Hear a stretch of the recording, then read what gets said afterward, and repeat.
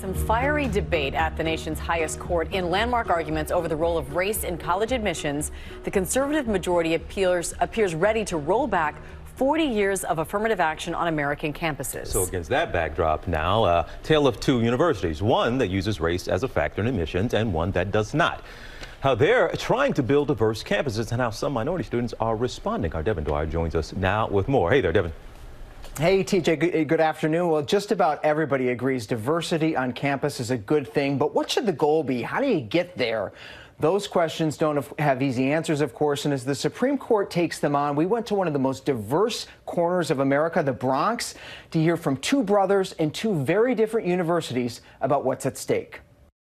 When we have groups missing, we know we're missing some of our best and brightest. Fordham President Tanya Tetlow, the first woman to lead the Jesuit institution in 181 years, says improving racial diversity is a top priority. It's something that our own students demand, but also is such a big part of their education. Fordham, whose student body is 64% white, has been among the biggest defenders of affirmative action, a critical tool Tetlow says is now at risk. Is race-based affirmative action working at Fordham?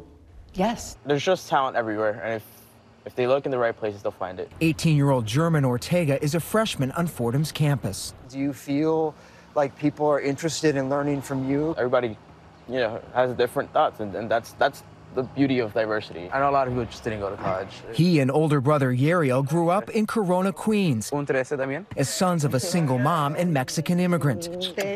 Getting accepted to college and affording tuition was a big challenge. The first factor was me not taking out debt. Yariel got a scholarship to Baruch College, where a typical student pays about $7,000 a year. German got a full ride to Fordham, where tuition is about 8 times higher at $56,000. It's sad that I got a full ride because I'm Hispanic, because they needed to give because they needed to give that scholarship to Hispanic, and ironically, I was. But it's good for you. Oh, it's good for me, but it says a lot. I think there's questions surrounding it, whether it's a genuine intention or whether it's just we got to meet the quotas. Roughly 1 in 5 American colleges and universities use race as a factor in deciding which students to accept, but some say there may be better ways of doing it. So it's a tool to achieve the kind of campus diversity that we're talking about.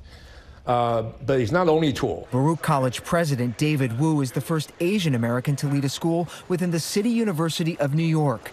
It's one of the most racially diverse campuses in America, with more than 70% students of color. But Baruch does not use race in admissions. By the time you get into the admission policy to diversify your student body, that's a little bit too late. Before all that happens, you need to put in the effort to build that pipeline. Ortega says while the odds have historically been stacked against minorities in higher ed, he believes talent and hard work will always win. I come from poverty. I come from a low income family. That's true. There's a systematic issue, but in terms of should the pencil be on race, I really don't think so. For Baruch in New York City, enrolling a diverse mix of students has not been a challenge, but at Fordham and many other universities across the country, it has. We would like to match the demographics of this generation as best we can, because when we're not doing that, we know we're just missing talent. The Ortega brothers say they believe it's time to consider requiring a process that is race blind. Removed race as an option and just did not factor it in.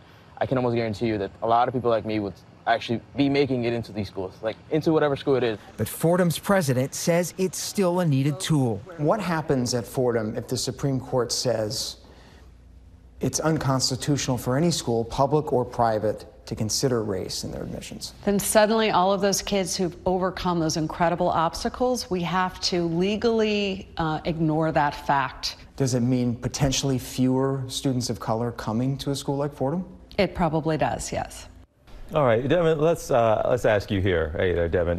This poll, let's take a look at it. Washington Post Schar School, 6 in 10 Americans support a ban on race as a consideration in college admissions. What sense do we get that maybe the court is going to now maybe so reflect and be in touch with what the majority of Americans may seem to agree with?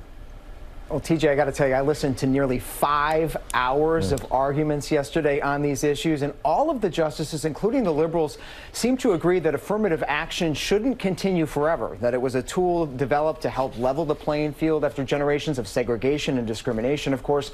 But I got to tell you, the conservative majority of justices clearly suggested that policy has run its course, and they're ready to tell colleges and universities they have to be race blind in this process, and we'll find out their decision sometime next spring. TJ. All right, ABC News senior Washington reporter and friend of our show here at GMA3, Devin Dwyer. It's always good to have you. Thanks so much.